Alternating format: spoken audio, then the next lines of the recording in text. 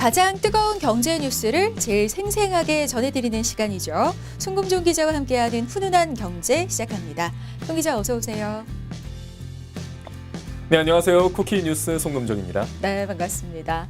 사실 매주 이 훈훈한 경제를 통해서 다양한 생활 경제 정보 제대로 챙겨가고 있는데, 자, 오늘은 어떤 주제로 이야기 나눠볼까요?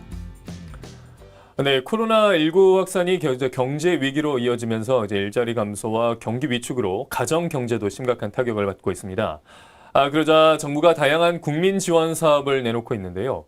하지만 이제 내게 맞는 제도는 무엇이고 또 적용 요건은 무엇인지 몰라서 헤매는 분들 많으시죠? 이제 이 시간 자세히 살펴보도록 하겠습니다. 네, 이 코로나19로 고통을 받고 있는 서민들을 위해서 정부가 내놓은 다양한 정책들.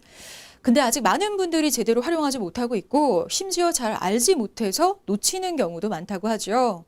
근데 아무리 좋은 제도가 있어도 내가 활용하지 못하면 아무 소용 없는 거니까요. 오늘 송금종 기자가 제대로 잘 소개를 좀 해주시기 바랍니다.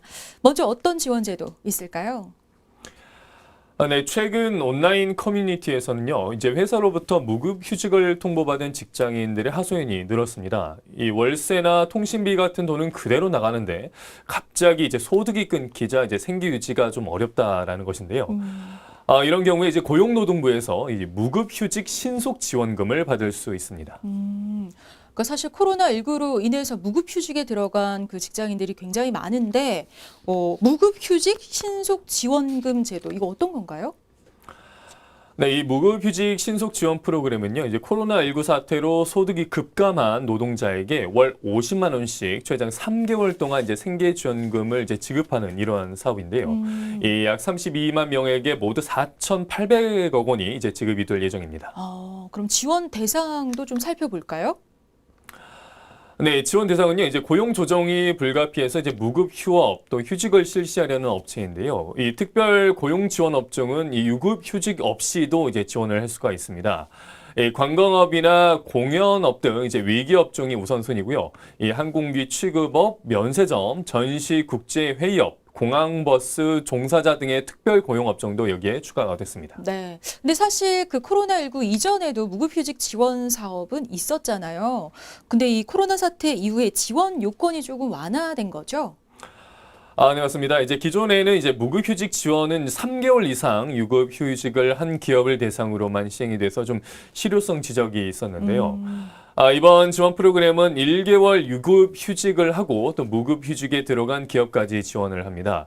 이 특별 고용 지원 업종은 유급휴직을 하지 않고도 지원받을 수 있게 된 것이죠. 그렇군요.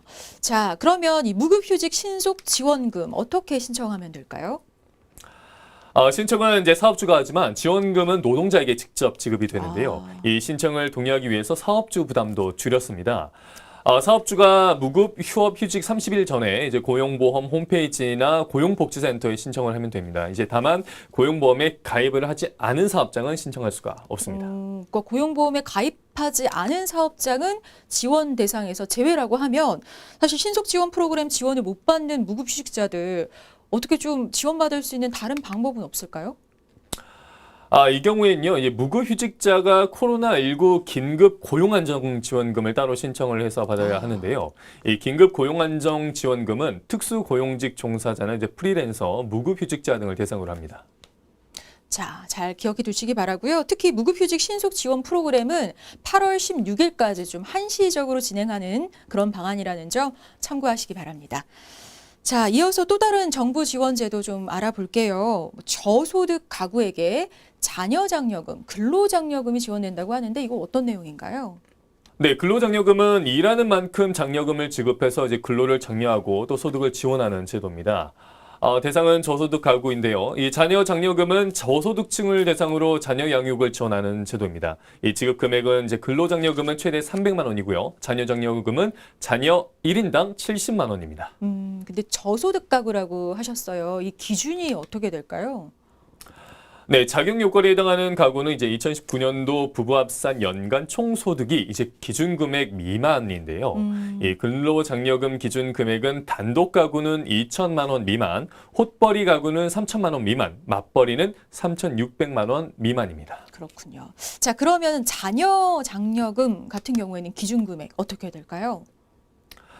네, 이 자녀장려금 기준금액은 이제 혹벌이 가구는 이제 4천만 원 미만이고요. 맞벌이 가구도 이제 4천만 원 미만인데요.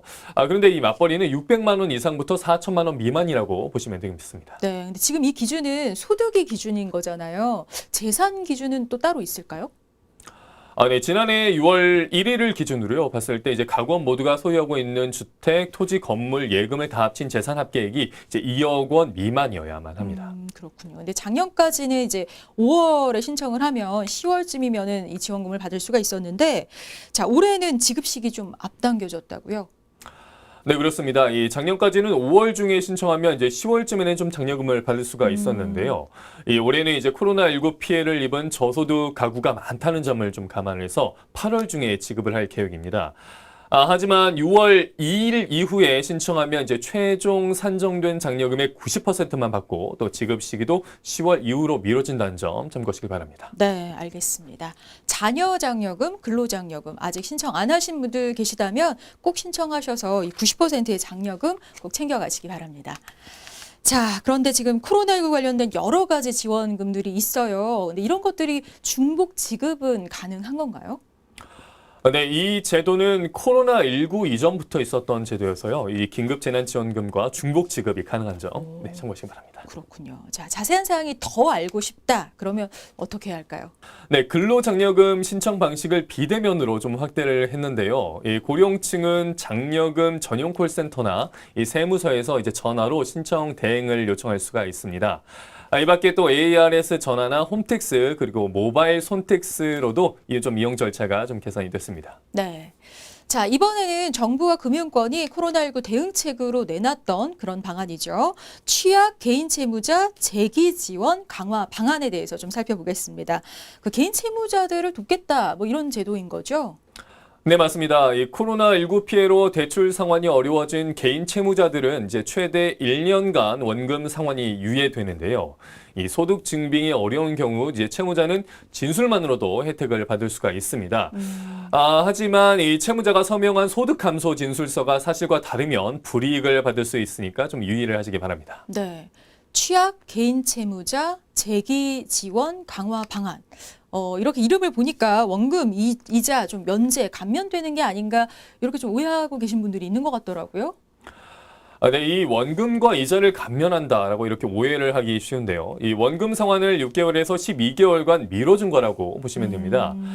즉 이자는 내고 원금만 유예가 되는 것이죠. 네, 그러니까 원금 이자를 안 갚는 게 아니라 원금 상환을 좀 미뤄주는 제도다라고 이해하시면 될 것 같습니다. 자, 근데 지원을 받으면 사실 신용 등급도 하락하고 뭐 대출이나 카드 사용 제한은 어느 정도 감소해야 하지 않나 이런 거 좀 걱정하시는 분들 있더라고요. 실제로 어떨까요? 네, 이자의 단기 연체가 있을 경우에는 그렇습니다. 이럴 경우에는 불이익을 좀 받을 수밖에 없는데요. 이 신용 등급이 하락되는 부분이 있기 때문에 좀 유심히 좀 살펴보셔야 되겠습니다. 네, 자 그러면 지원 대상은 어떻게 될까요? 코로나19로 소득이 줄어서 가계대출 연체가 있는 개인이 대상입니다. 이 가계 생계비를 차감한 월 소득이 이 채무 상환액보다 적으면 신청할 수가 있는데요. 이 가계대출 중에서 담보, 보증대출을 제외한 보증부 정책 서민금융대출 상환 유예를 신청할 수가 있습니다. 이 한도 대출은 은행과 저축은행에 한해서 좀 특례를 받습니다. 네, 그럼 어떻게 신청할 수 있는지 방법도 좀 알려주시죠. 네, 이 개별 금융회사는 원금 상환 예정일이 1개월 미만 남은 경우에만 가능합니다. 이 처리 기간이 보통 5영업일 정도가 소요되니까요. 좀 여유 있게 신청을 하시면 좋겠고요. 네. 3개월 미만 단기 연체가 발생했을 때도 이제 신청할 수 있지만 이 연체 미납금을 갚아야만 지원받을 수가 있습니다. 신용회복위원회에서는요, 이 원금 상환 예정일과 관계없이 신청이 가능한데요. 이 신청이 접수되면 연체 계산이 중지되니까 걱정하지 않으셔도 됩니다. 그리고 유예 기간이 끝나고 남은 만기 동안 원금을 못 갚으면 이 상환 일정 재조정을 협의할 수도 있습니다. 네, 자, 이 정부에서 코로나19로 어려움을 겪는 분들이 조금이라도 좀 도움을 받았으면 좋겠다라는 차원에서 마련한 대책이라고 하니까요, 잘 선용하시기 바랍니다. 자, 그런가 하면 서울시가 위기의 자영업자, 소상공인에게 현금을 지원한다고요? 네, 맞습니다. 이 서울시가 영세 자영업자 그리고 소상공인들에게 월 70만 원씩 2개월 동안 총 140만 원을 지급한다고 이렇게 밝혔는데요. 이번 대책의 핵심은 이제 현금을 직접 지원해서 어려움을 극복하자는 데 있습니다. 그러니까 자영업자 생존 자금이라고 하죠. 광역자치단체 중에서 이렇게 소상공인에게 대출이 아닌 현금으로 이렇게 지원금을 지급하는 건 서울시가 처음이라고 하던데, 자, 지원 자격은 어떻게 될까요? 네, 이 서울시 소상공인 사업주 57만 명 중에서요, 지난해 연매출이 2억 원 이하인 이 41만 명이 대상입니다. 물론 유흥업종이나 사행성 업종 이제 사업주는 제외가 되고요. 이 자원을 이제 좀 지원을 받으려면요, 이 사업장 주소가 서울이면서 올해 2월 29일 기준으로 만 6개월 이상 사업체를 운영을 해야 합니다. 네, 근데 정말 지금 어려움을 겪고 있는 소상공인들에게는 가뭄의 단비와 같은 그런 반가운 소식이 아닐까 싶습니다. 자, 근데 특히 빠른 지급을 위해서 제출 서류도 좀 최소화했다고요?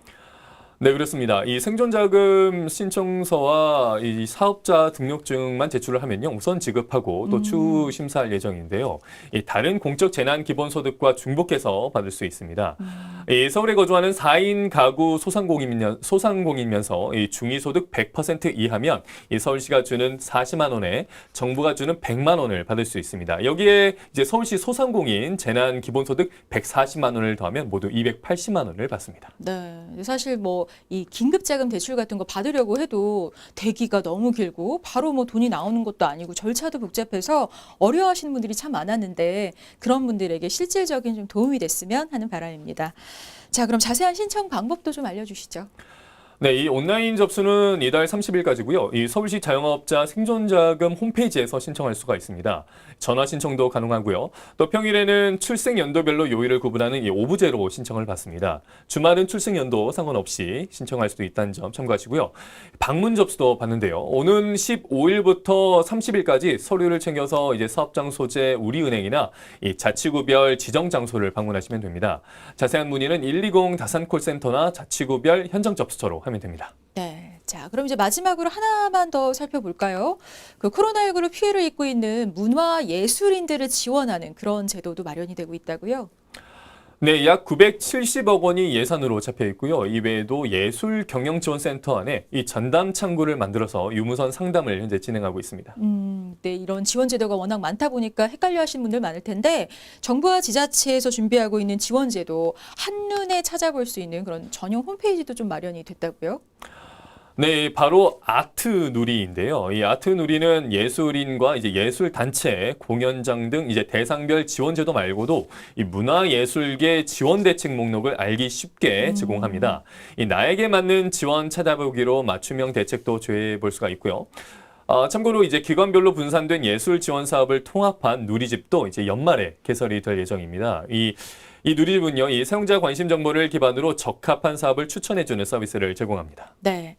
자, 이렇게 정부가 마련하고 있는 다양한 지원 제도가 있는데요. 자, 나한테 딱 맞는 제도 뭘까 궁금하시는 분들 어디 가서 알아보면 될까요? 네, 이런 경우 이제 바로 정부 24를 찾아보시면 되겠습니다. 네. 이 정부 24 홈페이지에 가시면요, 이 개인과 소상공인 그리고 중소기업을 위한 제도를 알 수가 있고요. 서민금융진흥원은 이 서민금융 한눈에 이 비대면 서비스를 하고 있는데요. 이 은행과 공공기관 등이 제공하는 30여 가지 지원 제도도 안내하고 있습니다. 네. 좀 전에 말씀드린 그 홈페이지에서 나에게 딱 맞는 지원책 찾을 수 있다고 하니까요. 기억해 두셨다가 도움 받으시기 바랍니다. 오늘 훈훈한 경제는 여기까지입니다. 송민종 기자 고맙습니다. 고맙습니다.